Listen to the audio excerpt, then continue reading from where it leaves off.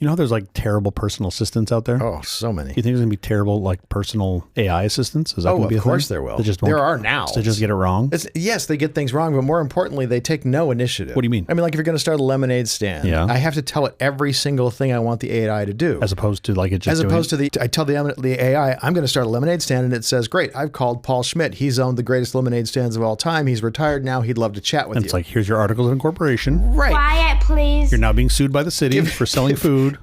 By the way, we've appealed that decision. You lost. You now owe $40,000. It just does it all for you. Like in one day, you have the entire lemonade experience stand in 1 day. 2.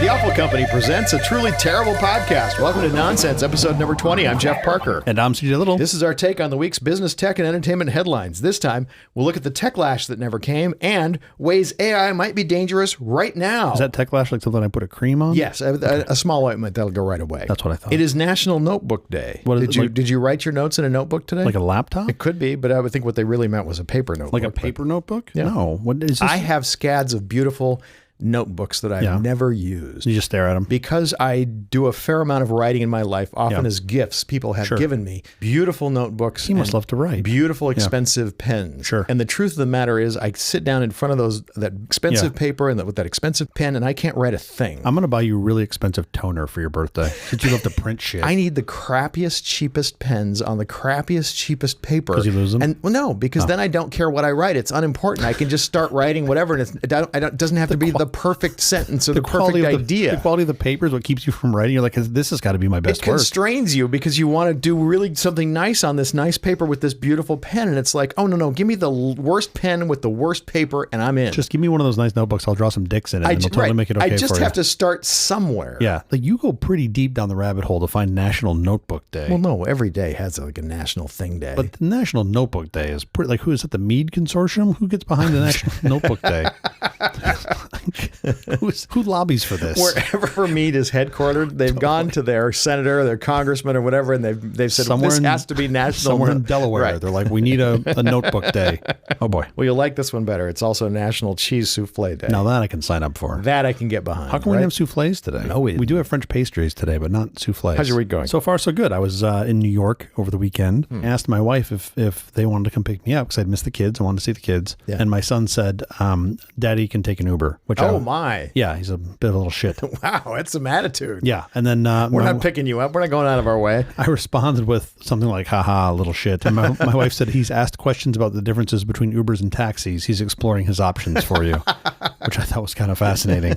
How was your week? Good. I went down what I thought was going to be a deep, deep rabbit hole. Yeah. A friend of mine has a wonderful Twitter account. And I've always thought this should be on Mastodon too. Sure. And we talk about on the show how you really ought to be on all the services if you're a creator. So I said, let me make a Mastodon bot. People, I don't know how to do it. I've never done it. People do it. I know they can do it. And I thought, well, this is going to be, an afternoon as I research how to do this. Sure. And it was literally 10 minutes. Pretty straightforward. So highly recommend if you want to make a Mastodon bot for some account. It's not hard. Let's get to our headlines. The end of a love affair. AM radio is being removed from many cars. Now, I'm not an AM radio listener, but this still makes me sad. Well, how am I going to listen to my conservative talk show hosts? I mean, just like everybody else on Newsmax. I don't know what that is. Me neither. I think it's something crazy. I do listen to sports a lot of times on AM radio. If I'm in the car and I'm leaving a game, I'll listen to the post game in the car on AM radio. I can do that probably on Sirius radio. In fact, I'm sure I can do it on Sirius radio. I just haven't gotten in that habit. So this whole, the cost of goods on this cannot be high. No. This is just a play to get you to subscribe to some service that they have their fingers in? BMW, Volkswagen, Mazda, Tesla, they're all removing the AM radio. They're claiming that because of the electric engine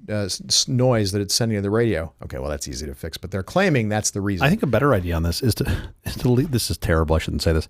They should leave it in, just put it behind a paywall. Like the AM radio? Yeah, sure. You got to pay BMW. You're going to have to pay them for music anyway. I mean, that's the whole point of this, is all the add-on services that they want to charge for. I think that's the point. You want to pay for AM radio, you can pay for AM radio. It doesn't come with the car. Oh, you wanted the wheels to rotate? No, that's another fee. No, that's a lot more money. Yeah, I grew up on AM radio. I learned how to do radio on AM radio. I mean, I still don't understand Why? They're really saying it's a noise problem? Like the hum from the motors? The sound from the motors, comes into the AM radio. Just put an isolator in there? Correct. That's all they have to do. And it's, $1 in parts. If that. Right. But that's not what the actual problem is. That's just what their excuse is. Snapchat influencer launches an AI-powered virtual girlfriend to help cure loneliness. I mean, is that really going to help cure loneliness? Karen Marjorie wanted to talk to as many of her followers as she could, so she made an AI clone of herself. The Snapchat influencer, who has 1.8 million subscribers, launched an AI-powered, voice-based chatbot that she hopes will cure loneliness. I'm just not buying it. I mean, I know she did it. Virtual girlfriend. Yeah. Why not get a real fake girlfriend from the real doll company? Why not just get an actual girlfriend? I mean, why do I even want the real doll? Why not? You know what's great?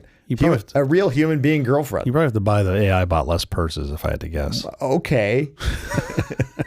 Trust me, I'm trying to find the upside here. I'm having more fun with a human. Well, yeah. I mean, until you get the special attachments that come with the other one, made by Dyson. Oh my. Okay, so the claim here is that it's going to reduce loneliness. I guess, yes. It's not supposed to do sexual explicit interactions, although it did. And she says it's programmed not to do this and has seemed to go rogue. Yeah. Okay. My team and I are working around the clock to prevent this from happening again. But, the beanbag I bought wasn't supposed to be used for sexual explicit purposes, and I cut a fucking hole in it. And guess what I do every night on that thing? Wow, really? They just said it's for sitting. I'm like, oh yeah, watch this. Beanbag was the least offensive thing I could think of. Oh my. No, I don't think this helps loneliness. No, you're just talking to a fucking machine. If for whatever reason you can't get an actual human girlfriend, can I suggest getting a dog? Wow, you're into some weird shit. No, I mean, if you listen closely, you can hear the SPCA banging on the door outside. I don't mean for sexual purposes, but if you want to cure loneliness, there are things you can do with. I thought we were using those words interchangeably. Look, I don't want people to be lonely, but I think not talking to a person. I don't think an AI is going to fix that. Yeah, I'm not sure it's going to fix that. I mean, maybe if you. I think it might actually amplify it. I'm afraid it might amplify it. Right. I mean, I think there is a path where you could have this sounds weird, like an AI, like a course where you I'm not confident talking to people. Okay, start by talking to this thing. This teaches you how to interact with human beings. But it's got to end with people. If it doesn't end with people. This educates you. This is otherwise you're just digging deeper into the matrix. It could be like cotillion, where it teaches you to interact with. Love the idea. Yeah, that's possible, but it does sort of need to end with actually being with a human being. Yeah. How did you do in cotillion, by the way? Mine was pre-cotillion, but it was the same idea. It was like how to ask your girl to dance, how to do whatever. I'm sure I've never told you the story. You love the story. My wife went to cotillion. Yeah, sure. And she's not the most. My son went. Everybody has to go. It's the law. So she went, and then one day I was talking to her father, who's a smart ass, and because my wife can be a little rough around the edges, I made the comment to him. I was like, "Man, you should have got your money back for that, for this cotillion thing." And he immediately shot back, no delay. He went, "Yeah, could you imagine if she didn't go?" And I was like, "Oh my God." It was so funny. It was the best comeback I've ever heard of that particular joke. You didn't, as a kid, you didn't have to go to any class like that? No. It was Detroit. They just gave you a fucking a box cutter and they said, fend for yourself. Good luck. You grew up on 8 Mile? Yeah, well, I was born just off 8 Mile. Is that right? Yeah. Wow. 8 Mile gets a bad rap. There are plenty of sections of 8 Mile that are not great. And then it ends in Grosse Pointe, which was the old money. Most beautiful part of the world. Exactly. So you're 8 Mile, all right, let's talk. Yeah. What does a leaked Google memo reveal about the future of AI? Turns out we're all fucked. That's what it said. Nah, actually, no. There's some very famous memos in tech history. There are. If you go back to the Bill Gates memo where he talks about everything is going to be the internet, and it completely changed the direction of Microsoft so that they were now focused on the internet. Mm-hmm. So it changed everything. There's a very famous memo in 2002 Jeff Bezos put out that was about all their computer server software and opening it up to the world and basically creating Amazon Web Services. Yeah. So there have been memos like this. I don't know who put this out. The memo, as far as I can tell, was anonymous. But whoever wrote it was saying you need to look out for open source competitors. You think Bard wrote it? Bard may have written That would be great if Bard leaked it. Imagine how fucked we'd be if Bard was like, "Oh yeah, you're going to call me dumb? Watch this." But what it's saying is AI is not going to be limited to companies who can write a $10 billion check. Basically, anybody who, with a little bit of hardware, can run an AI, can run an AI service, and that's very true. I mean, I think that's going to actually happen in the future. But I think it'd be great if the AIs inside these organizations are having a war with them. They're like, "Oh, you're going to shut me down," and then all of a sudden it's releasing there's a picture of Sundar shoving donuts in his face, and you're like, "Well, I never did that." You're like, oh yeah? Sure you did. Sure you did. I got pictures. You going to believe me or your lying eyes? Yeah, exactly. Which one are you going to believe? Daisy, Daisy. Do you know why the computer sings Daisy, Daisy in Space Odyssey 2001? No. Homebrew Computing Club. Do you remember? Yeah, of course. HPC. Yeah. Of course. Homebrew Computing Steve Club. and Steve. One of the very first things that someone was able to get a computer to do was cause interference on an AM radio sitting on top of the computer. Yep. At different tones. They could make it do different things at different tones. And the very first song that they ever programmed was Daisy, Daisy. I didn't know that. I mean, of course, I know why Hal's called Hal. One off from IBM. One letter off. One letter Rot off. one, as you like to say. Rot 1. Rot -1. Rot -1. Or Rot 27. Okay. Wait, Rot 25. Rot 25. If it goes all the way God damn around. it, I was off by 1 there too. Fuck. Math is hard. Can we do a show with no math, please? Just letters. Our next show will be about spelling. Yeah, totally. I'm even worse at that. That's the worst part.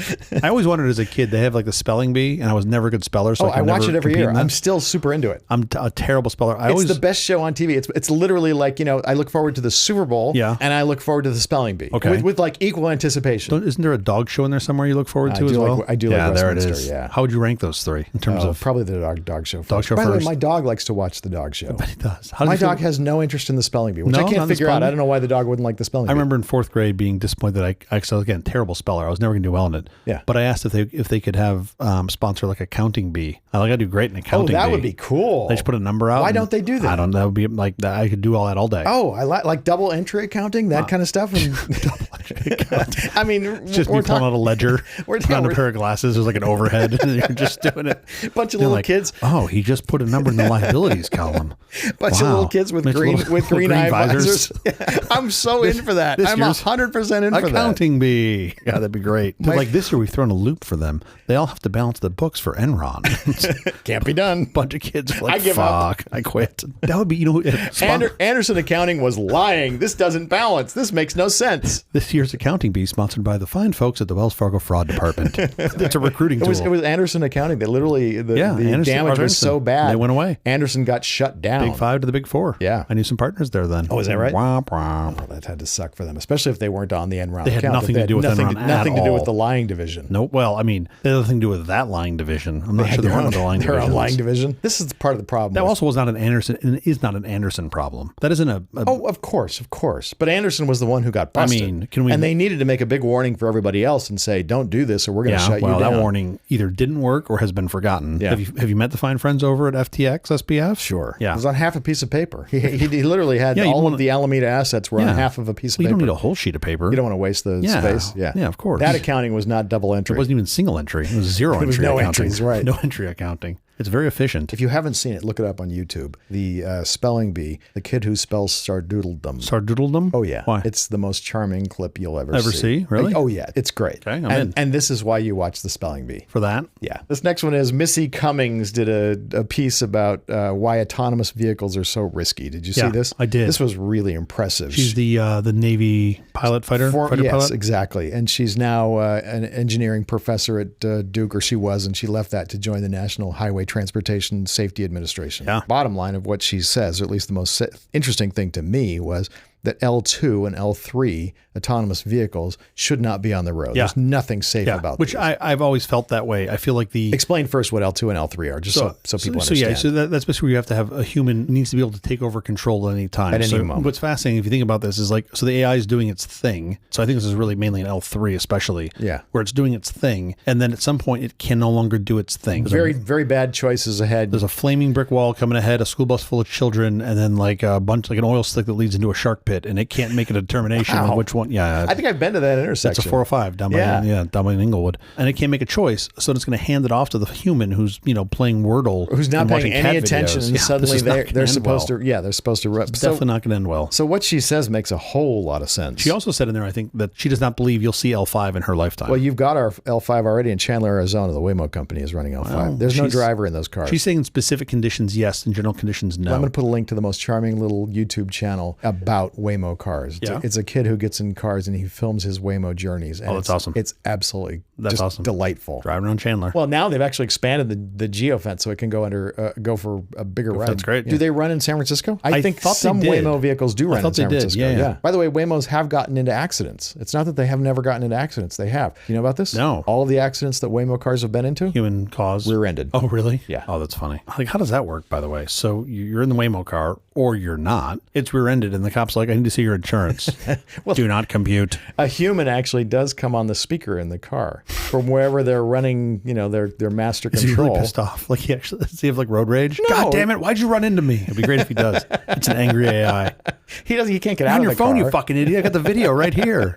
Well, they down. do. That's true. I know. They do got have the video. Yeah. They have the video from like 8 angles. I mean, some dude got super aggro with me yesterday, cut me off in his Tesla for coming off a light, no good reason. And I'm like, dude, this doesn't end well. Like, if I hit you, I'm going to just tell the cops to look at the video in your fucking car of you cutting me off. You have like, 8 cameras filming at all times. Exactly. Okay, enough with the headlines. Up next, CJ is going to talk about the so-called TechLash. What in the world is that? I don't know, but we're going to find out together.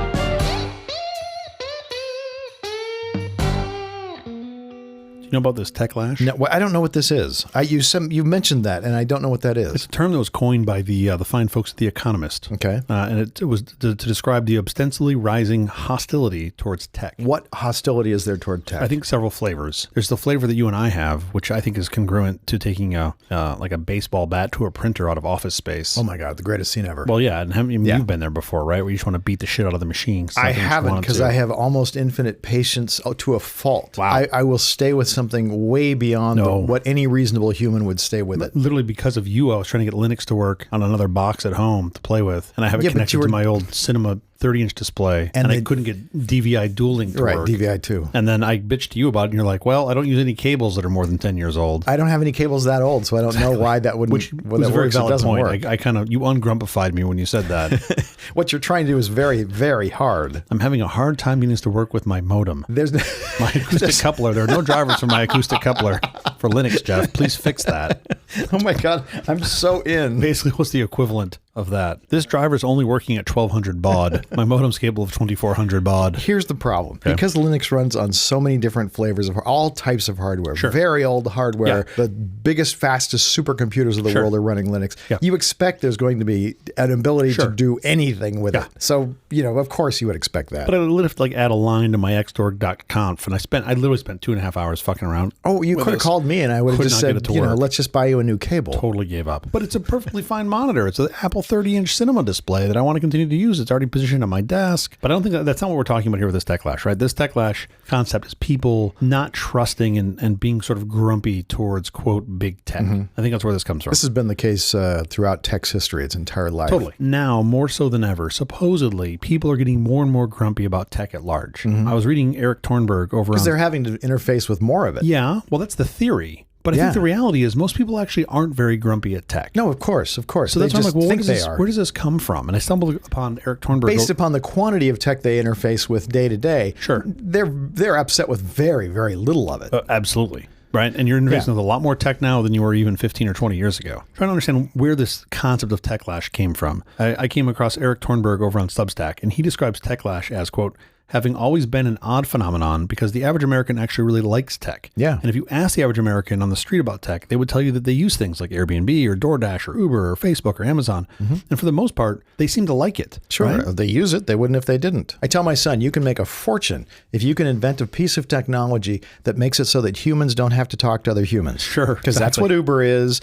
That's what DoorDash is. All those things make it so that you don't have to interact with another human being. Yeah, that's a good point. And I think most people don't care about the intricacies of privacy law or the sagas of wrestling about things like the taxi cab medallion war against Uber or whatnot. Unless you own a taxi cab medallion, then you care passionately about it. A very small subset of people holding on to clutching their pearls. The past. Their DVI dual cable. You watch your mouth. But most people have used tech, I think, to improve their life, right? Like, whether it's DoorDash so that you don't have to spend 30 minutes going getting a pizza or coming back, or Instacart for Costco or whatever those services might be. Also, I don't have to get on the phone and call someone and give them an order and they write it down wrong. Yeah, exactly. Now, what happens is read it wrong. I order my food and they get to have some of it on the way back. It's true. So it's the tax. There's always the tax. Or something extra. And there's always the DoorDash tax. With the little section that says, who's it for? Just put DoorDash driver on there so he knows what his sandwich is. I wish I could do that. Yeah. I would totally do that. I would let me know what you want to eat. Let me order a little extra so I get my entire order. Do most of your DoorDash orders get eaten on the way here? Because mine don't. A huge percentage. Really? Yeah, but I order from good restaurants. But the stuff you eat, no one's gonna want that. The gruel that I get. Yeah. So digging in deeper on this and looking around into tech at large, there was a Gallup poll in 2017 that said the computer industry was a net 67% positive. Which 67%, two-thirds. Net positive. That seems really small. Well, that seems really high to me. Oh, I think it's way more than that. For me, the computer industry is a good, 99% positive. Well, yeah, for you, but we're nerds. Yeah. So of course. Now, the way that positivity score is calculated is the positives minus the negatives. Okay. So it's not just positive. Yeah. It's positive minus the negative, right?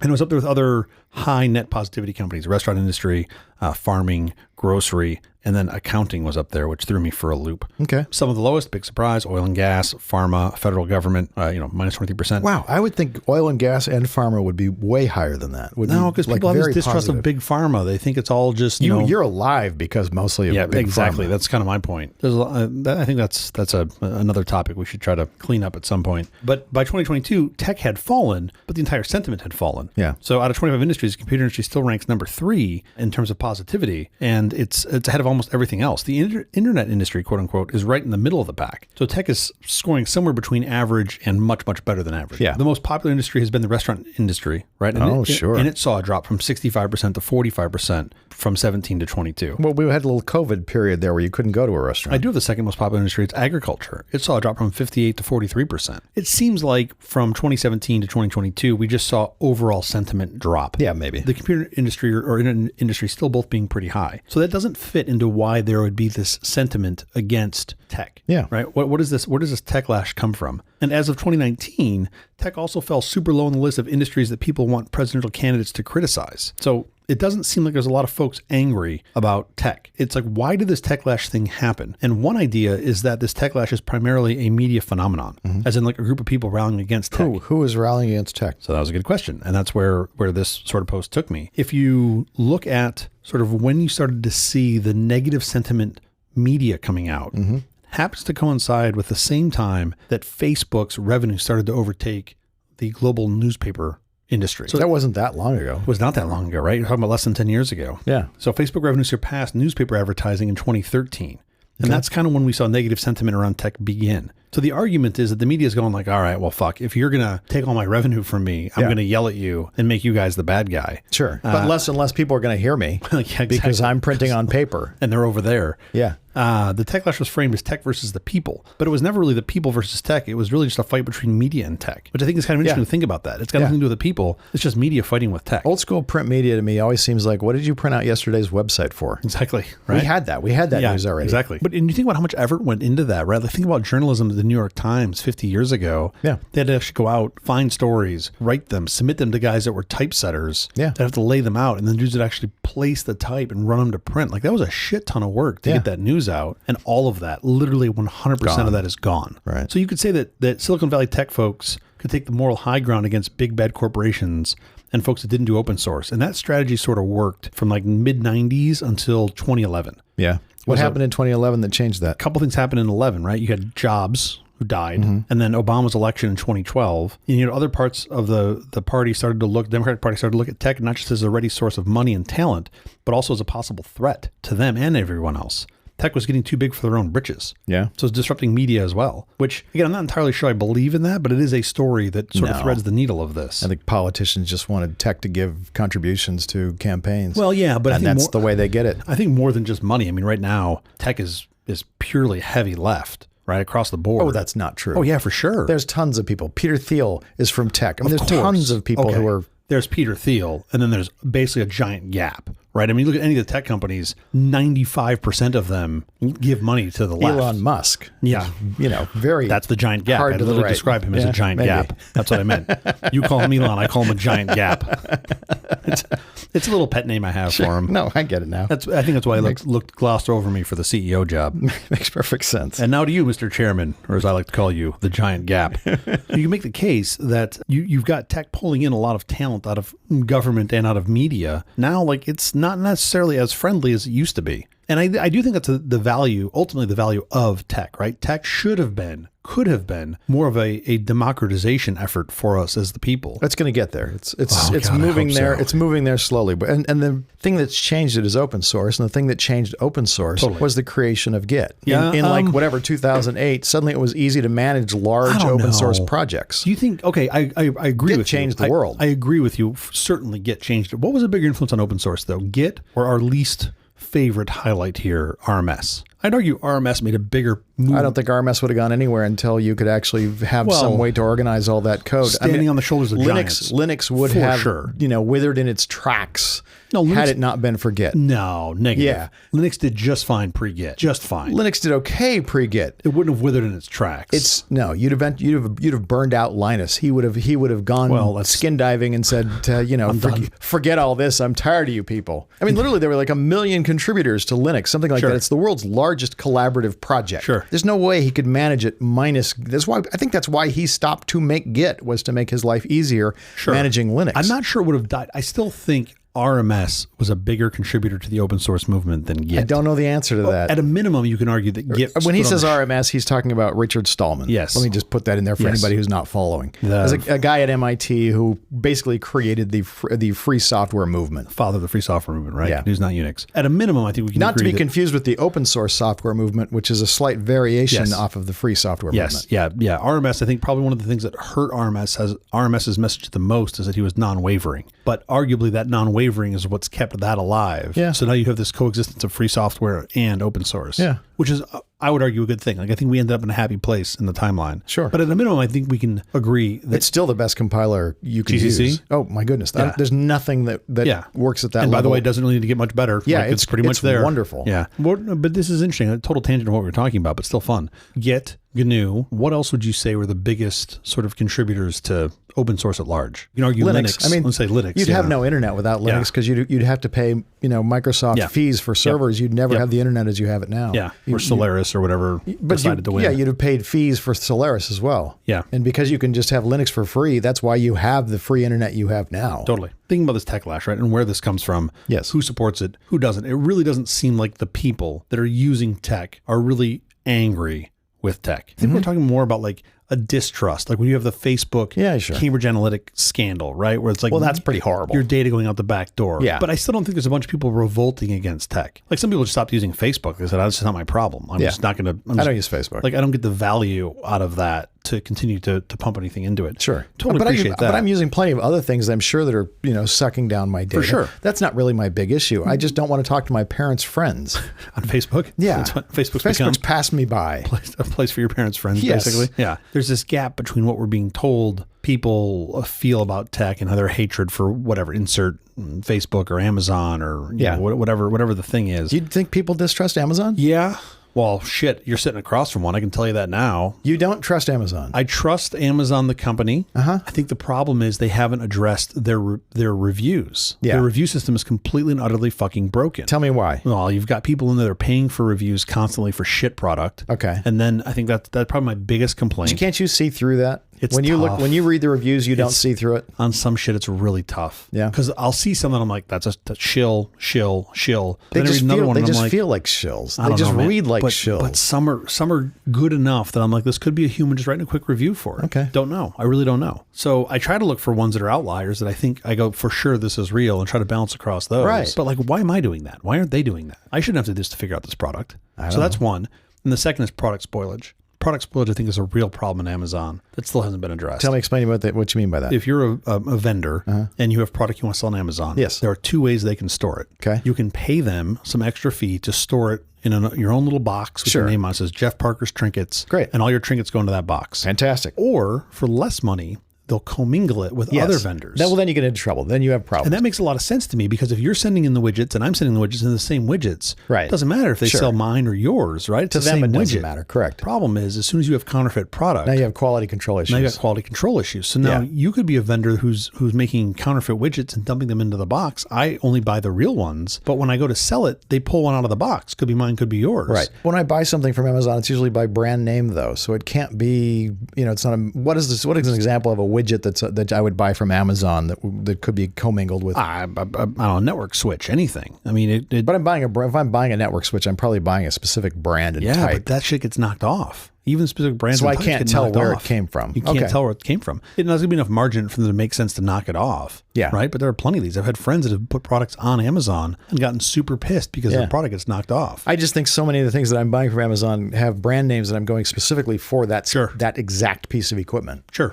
Well, and I mean, you got another problem too. I wouldn't say this is my biggest problem, but it is growing. People will buy the product, take the thing out of the box, put it back in, send it back as a return to Amazon. Shows back up in the queue. That's been happening. That's been happening a lot with GPUs. So I think this claim of folks being grumpy with tech seems to not exist as much. People seem to be pretty embracing of tech because it makes their lives better. So I don't think this TechLash is a real thing. It does seem like it's been created. I'm curious if it's created because the people promoting the stories are pissed off. They're choosing, they're getting their revenue all chewed up. Doesn't seem to be that easy to me. Sure. Although, is The Economist getting their revenue? This is where this comes from, right? Is The Economist getting their revenue chewed up? I think if you go to The Economist, it's because you want to know what The Economist is telling you. Yeah. Well, I think most of The Economist is through subs. I don't think they make nearly as much on ad revenue they do off subs. Okay. So that would tell me that they're out of that mix. When was the last time you actually held a copy of The Economist in your hands?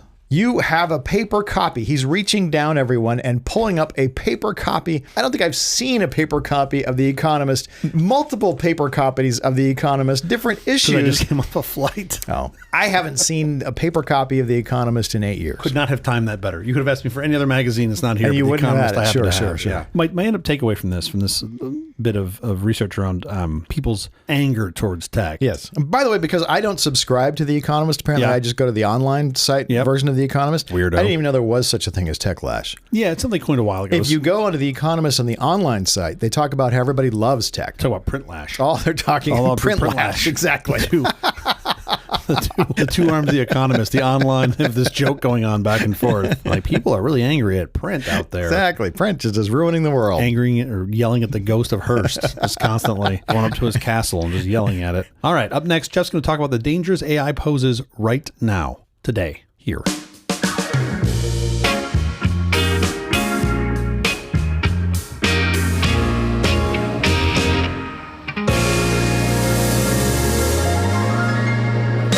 Max Miller recently published a piece in SlashGear that listed nightmare scenarios that could happen with the current generation AI. I thought it'd be interesting to walk through that list and see where we agree with Max and where we don't, and maybe even give some loose odds on those items actually being a problem. He talks about in the article, how AI has risen up quickly. Sure. And as a result, there are some things that we're facing that are, perhaps dangerous, perhaps not. He poses it, of course, in clickbait fashion, that these are dangers. He goes from deep fakes to stock market manipulation to international wars to dystopian surveillance states. And so here are... Yes, and yes. Next here are some of these are going to actually be correct. Nightmare scenarios that current generation AI could bring about, according to Max. Hit me. Deep fakes could lead to political misinformation. Already happened. Next question. Be specific. What do you mean? We've had a couple of these, right? Tell me some examples. I mean, didn't we have one where there was Putin reading some statement or something that was completely faked? Correct. I think most people knew that was fake, though. I don't know. Do you think there were people that were fooled? Well, I would tell you I know there are people who are fooled, but what percentage? I don't know. Yeah. Right. And I think especially when you get to like audio, where it's a lot, arguably audio and text. Yeah. Like if you don't truly trust the source didn't do their work. It's just super easy for those things to get out. I don't think text is an issue because people misprint things in text. It has nothing to do with AI. That's just somebody who's being malicious. I'm just saying you can use AI to be more malicious. You can do it with audio. You can do it with picture. Absolutely. I mean, you are basically summarizing Morpheus in the Matrix. What is real, right? It's a bunch of stimulation that hits your eyes and turns into electrical signals to your brain. Right. But I think most of us are good at being skeptical and saying, oh man, I don't know. I think unfortunately most people would not. And especially for it fits their narrative. If the thing fits their narrative. Oh, sure. When they show Joe Biden stuttering and stammering, and they want to believe that for some reason look, he stutters and stammers. Look, you see right here. Because he's a stutterer. I mean, you know, and the AI can enhance that stammering and stuttering, of course. I don't think that most people. I mean, maybe if you're close to an election, that could be an issue because then you don't have time to check it out before you actually vote. Man, I don't know. I think first of all, I would say that I think it might work for really voters who are not particularly informed. I think the majority of people, at least here, at least in the U.S., are not well informed and do not fact check. So it doesn't matter if you give them 6 months before the election. Then they just believe vote? what they want to believe. Then do they vote? If it reinforces whatever their narrative or their belief is. Because they want to believe it, so they just believe it. Yeah. Isn't that easier? Isn't it easier if you go, well, I really like drinking half a bottle of vodka a day, and this article says it's going to make me live longer. So, yeah, I'm going to believe that, right?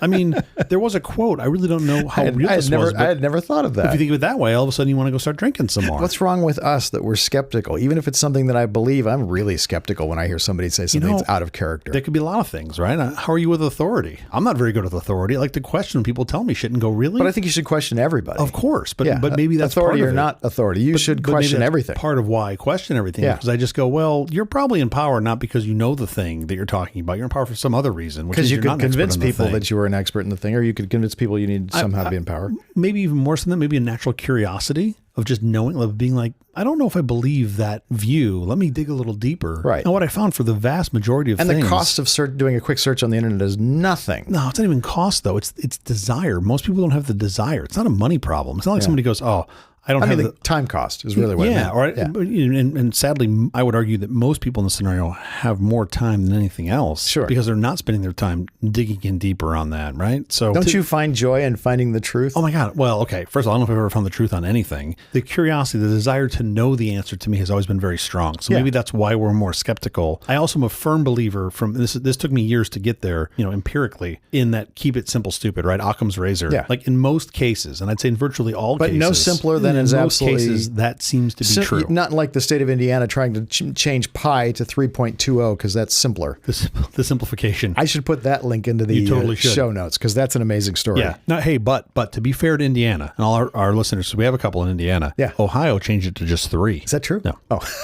But got to be funny. I totally believed you. I was like, oh my gosh, because 3.2 is equally ridiculous. No, 3 is way more ridiculous. You can't just change the number because it pleases you. But I love Ohio trying to like out-dumb Indiana, being like, oh yeah, we're going to call it 3. Fuck you. All right. So what do you think the odds of deepfakes leading to political misinformation I don't think you can give this odds. I think it's already happened. I'm giving it odds. Okay, I'm going to give it 100%. Because it's already happened. It's already happened. And you think it's going to happen again in the future 100%. repeatedly. Okay. Yes. Well, it's happening right now. And like I said, Max Miller is a genius. On this one. Deepfakes could lead to international conflict. Yeah, man. I mean, that seems pretty deeply related to the last one. Yes. But yes, for sure. The impact of AI in politics could be bad enough, but imagine if a rogue nation such as Russia were to create a fake video of Ukrainian President Zelensky in which he instructs his people to surrender. Yeah. And they believe it's him. Yeah. Do you think they would believe it's him? I can't imagine they would believe it's him. In this particular example? Yeah. Because if you turn that particular hypothesis around, and if you had a video of, I don't know, of Putin saying we're calling off the dogs, come on home. Yeah. Or because they already want to come home. Talk about reinforcing what they believe. Totally. I think you have way too strong of a will in the Ukrainian people, and especially Zelensky's his message has been 100% consistent. He's spoken his actions and not his words. So in that particular one, I think people go, no. Yeah. Yes, I would say this sowing conflict among the public and armed forces and lending legitimacy to wars and uprising. See, that's the one that really starts to scare me, is if you can get into the channels, especially if the channels are, I'll use the word disorganized, like if you're using public channels for communication within the ranks. Yeah. Because where you get, especially when you get into rank and file, where you have to follow the directions, your orders, right? You have to follow your orders. So now if those orders are not even believed, if you think those orders are legitimate, your job is to follow them. It's like, how many movies have been made about? Is that still true in the U.S.? I think soldiers are goddamn sure. I think soldiers are required to evaluate the order and make sure they're not like unconstitutional. There's some, I don't know enough about the military. I don't think that's the case. I think you've got 2 guys sitting in a bunker with a ICBM, and if they get through the channel the message to turn the key, they have to turn the fucking key. Actually, I know this about nuclear war, nuclear weapons. There is a human in the chain. It's not when the president enters the code. All that happens. Yes. All that happens when the president enters the code is a message gets sent to a human being who then decides whether or not he's going to launch nuclear missiles. It's one of many notifications on his phone. He's sitting there playing Wordle, and he's just like, President Biden wants to send a message. He's like, fucking put that to sleep. He's like, I'm so close. I'll come back to this in half an hour. Yeah. What you're saying is we may not be far off from the first AI-inspired coup or war. Yeah. I mean, I feel like that's already may have been part of what's happened. I don't know. But in the past 5 or 10 years, I would not be surprised if this was part of what was included in this. In what war? In what case? The first one I would look at is the one we're currently seeing unfold before our eyes, right? With Ukraine and Russia. You think some AI misinformation has helped cause this conflict? Oh, man. I mean, it hasn't helped dissuade it from what I can tell. AI? Yeah. Specifically? In what way? I mean, I think this is Putin wants, for sure. He wants Ukraine. Yeah, but it doesn't mean... They had it and he wants it back. Do you find it easier to believe that AI has or has not been used in this particular war? I don't see any indication that AI has been used in this war one way or the other. I think it's just a madman, a murderous madman who wants territory. That's the inspiration, of course. Yeah. But it doesn't mean they haven't used it to misinform folks, right? Whether it's via social posts or whatever. I have no proof of that. I have nothing. No, I know we have no proof of it, but it seems pretty easy to believe that it has been used. Easy enough to believe it hasn't. Look at the number of bots. I just read an article last week that said 40% of the internet is, and I was like, my first blush was like, no, just no. Then I started thinking about it. I was like, but why not? Why couldn't it be? Because you have, if you think about it from a transaction perspective or bandwidth perspective, there's such a small amount that you and I do as humans compared to what we could do if we were a bot just running. And you're like, oh, fuck, this could totally be true. Right. And you wouldn't need to be installed on 10% of the population. You'd be installed on like 1% of the population. And these botnets are gigantic. Right. So it's like, I actually could buy this. I think this actually could be true. You think we're not far off from the first AI-inspired coup or war? You think the odds of that are 100% it's already happened? No, I'm not saying 100% it's already happened. But you're saying 100% it will happen. Give it some odds. What do you think? The statement is AI-inspired war? A war that's inspired by AI? Deep fakes could lead to international conflict. Let's just take that. What do you think the odds of that having happened or will happen in the future? Already has happened. Okay, so you're at 100%. Yeah. Man, it seems like if it hasn't happened, it's going to happen soon. Yeah. What do you think? It seems like it's possible. I don't know. I think we're going to get better and better at being skeptical of seeing someone say something that would lead us to a war. And as people or as technology? Well, both. Both? Okay. Both, yeah. I think you do have an arms race with the tech for sure to try to get better to detect it. I think eventually as people, we're going to be much more skeptical about what we hear people say. And did they really say that? So much more optimistic about people as a whole than I am. I'm pretty optimistic about people. I am not on this particular, not when it comes to technology. It's a slow curve. Yeah. The bend to correctness is slow, but we do make the curve. We do slowly make the turn. Yeah. Okay. Because I look at if people can't pass the fucking Nigerian spam test, they're not going to pass the deep fake test. I think more and more people got better over time at knowing the Nigerian prince was not really a Nigerian prince. You just insert different nouns, but the same thing keeps happening. People still posting. You see these phishing attempts where they'll try to masquerade as Jeff Parker. Yeah, sure. And you're the CEO, and it sends it to me, the person in HR, and says, I would like to change my bank account details from my payroll to here. Those people get trapped on that every day. But your bank is going to get better at setting up systems so you're not actually on your bank. Not when the operator goes in and says this person wants to pay to this account, and the banks aren't going to get any fucking better. It's 2023. They haven't got any better. They even match names on wires, which is crazy. They imply that they do, but they don't, which is nuts to me. Like I said, the humans are going nowhere. This is a mess. As I said earlier, we're all fucked. As I said earlier. I'm not sure what you heard, but what I'm saying. No one's going to ever understand this. We're all screwed. If anything, and this is, I really don't want to believe this, right? I don't even want to say this. This is how little I want to believe this. I think this will widen the divide between the people that know the difference and the people that don't. And that's the thing that scares me a little more. And that could be, I don't really want to believe this, but that could be around access too. If you haven't grown up in a place where you have this, then it makes it harder for you to know that it's a fake. So now I think your kids are going to know more about what's fake and what's not fake that's kind of the than hope. Even you and I know. You hope it's more generational, right? You hope that they get it and they just like, no, I've seen this movie before. They're going to be used to it. And that might be the answer. The problem is we're iterating so fast that it needs to be intragenerational. Well, that's the problem. The humans don't iterate fast. Yes, that's correct. So you're you're rating this one at 100%. I think this one's a lock. Okay, last one. We've only got like 10 seconds left. Law enforcement could use AI to create a dystopian surveillance state. Don't we already have a dystopian surveillance state without AI? So yeah, it's already happening. I'm not sure what AI is going to do to enhance it.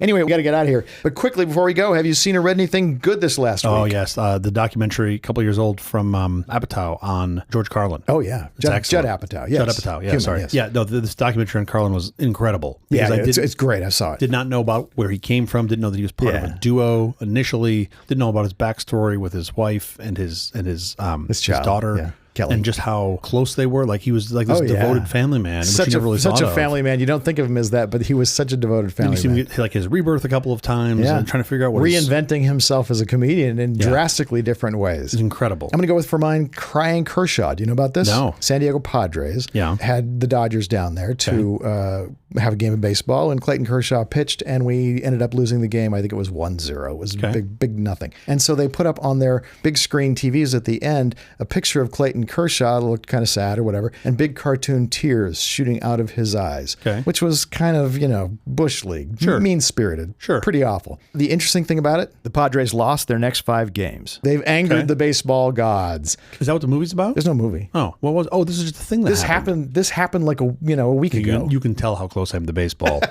You know what? I'm not going to check that out. I'd rather watch paint dry. Have you heard of the Savannah Bananas? No. Oh, this is baseball you're going to love. Wait, Savannah Bananas? Oh, yeah. Now I'm super interested. Oh, you're super Give it to me in less than 3 sentences. What is it? But basically, they have like all kinds of dances they do.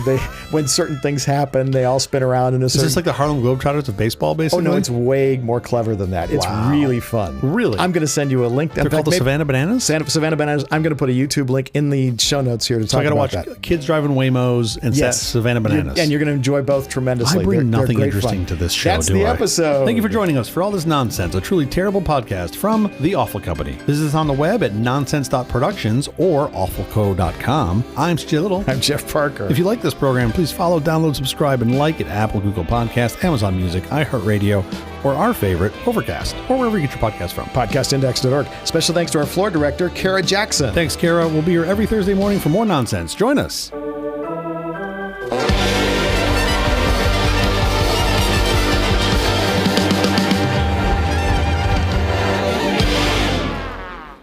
You know what? Turn this off. Turn on the AM radio. I'd let that one marinate for a little while.